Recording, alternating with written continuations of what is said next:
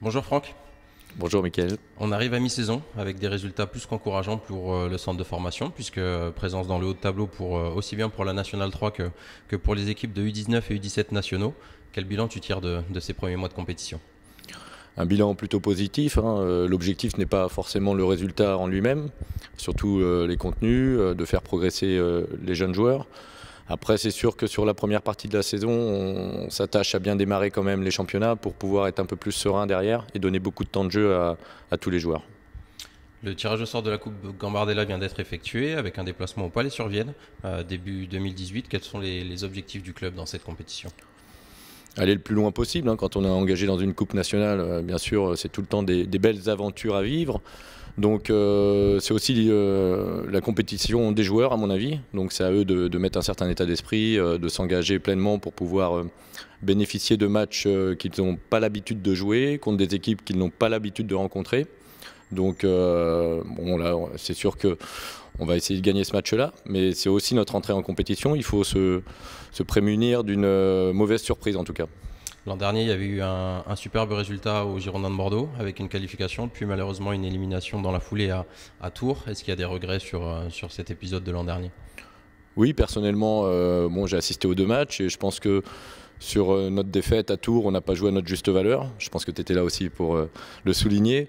Mais ça fait partie de l'apprentissage, c'est-à-dire qu'on fait un bel exploit aux Girondins et derrière on se relâche un petit peu contre une équipe qui était supposée de notre niveau, mais qui a mieux abordé la rencontre que nous en tout cas. Plusieurs joueurs qui ont participé à cette compétition, justement l'an dernier, ont fait des apparitions depuis avec le groupe professionnel.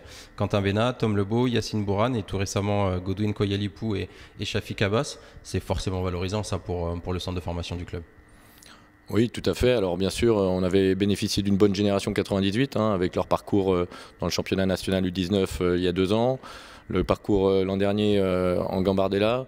Donc des joueurs prometteurs mais qui ne sont pas encore totalement arrivés. Il faut d'abord s'installer dans le groupe professionnel et puis continuer d'avancer pour pouvoir un jour faire partie des titulaires. Voilà. Leur objectif est le nôtre aussi pour les accompagner du mieux possible. Justement, quel discours on tient à ces garçons qui s'entraînent régulièrement avec le groupe professionnel, mais pour certains qui peuvent encore jouer même en U19 ou en U17? Ouais, toujours beaucoup d'humilité, ne pas se croire arrivé, c'est un peu le danger, faire preuve de beaucoup d'abnégation, de courage, de travail, des valeurs essentielles qui doivent leur permettre à un moment donné de hisser leur niveau et puis de pouvoir progresser au contact des professionnels quand ils ont la chance de pouvoir les côtoyer. Un autre garçon qui a fréquenté le centre il y a peu brille en ce moment, c'est Junior Sambia en Ligue 1 avec Montpellier. Quel regard tu portes sur son évolution? Un regard, déjà, je suis très content pour lui. J'ai vu qu'il avait évolué à un poste un peu plus offensif qu'il avait l'habitude avec nous. Donc c'est très très bien. C'est un peu l'exemple à suivre, en tout cas au niveau sportif junior, qui fait preuve de beaucoup de recul par rapport à son début de carrière. Qui est un garçon qui me donne l'impression de ne pas s'enflammer, d'apprendre petit à petit et avec de grosses qualités en tout cas. Je pense qu'on n'a pas fini d'en entendre parler. Il a forcément un super pied, mais aussi beaucoup de qualités athlétiques. Il est très élégant en plus à avoir joué, donc je pense qu'il va s'installer petit à petit comme un titulaire à Montpellier, peut-être pas dès cette année, mais sur les prochaines saisons. Et puis j'espère qu'il ne s'arrêtera pas en chemin, parce que je pense qu'il a à peu près tout pour réussir et faire une carrière, c'est-à-dire évoluer au plus haut niveau national, en tout cas en Ligue 1 pour le championnat français, pendant de nombreuses années. L'ambition pour vous, finalement, les éducateurs du club et du centre plus particulièrement, c'est ça, c'est de faire éclore les juniors Sambia et les Quentin Benat de demain? Oui, alors on est très satisfait aussi au niveau du club. J'englobe aussi les éducateurs de la préformation et de l'école de foot, parce qu'on a quand même quelques joueurs qui atteignent actuellement le groupe pro en étant issus de notre école de foot.